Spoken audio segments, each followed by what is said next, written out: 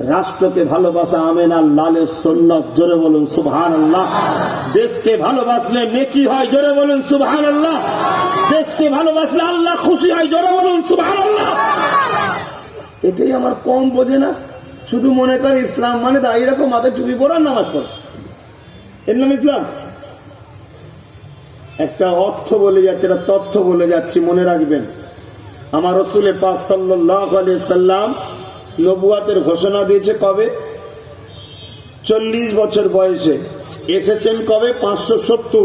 তো 570 আর 40 হলে কত হয়? 610। নবী মেরাজে গেছে কবে? নবী মেরাজে গেছে কবে? 621। 621। এই বীজখানে তাহলে 10 আর 21 বীজখানে কত থাকে? 11। মেরাজ থেকে তো নামাজ রোজা এনেছে, তার আগে তো নামাজ ফরজ ছিল না, উম্মতে মুহাম্মাদির জন্য ফরজ ছিল না। তাহলে বলো 11 বছর রাসূল কি করেছে?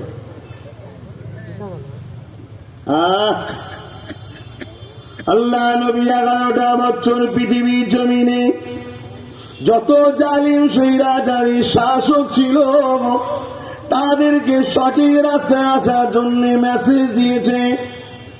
যারা এসেছে আলহামদুলিল্লাহ, যারা আসেনি তাদের বিরুদ্ধে নবী আমার সংগ্রাম করেছে। এই পৃথিবীর গরিব গুলোকে সাহারা দিয়েছে, এই পৃথিবীর দিনগুলোকে আশ্রয় দিয়েছে, এই পৃথিবীর বিধবা গুলোকে মর্যাদা দিয়েছে।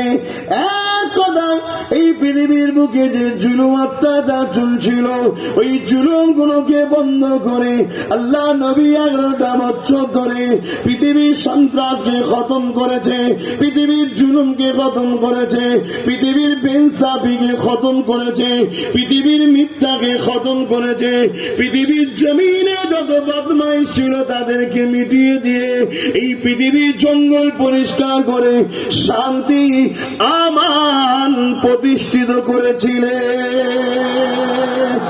যুবকেরা, তরুণেরা, বাবেরা, এই পৃথিবীর অন্যায় অত্যাচার জুলুম বন্ধ হয়ে যাওয়ার পর আমার আল্লাহ আমার নবীকে ডাক দিলেন, হাবিব আসুন।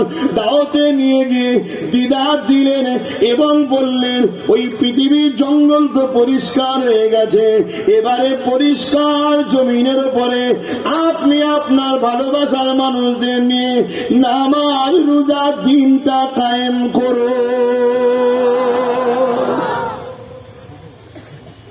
বলেন, আমার আপনার প্রত্যেকের পাড়ায় এমন অনেক গরিব আছে যারা ঠিক মতো খেতে পায় না, এমন অনেক অসহায় মানুষ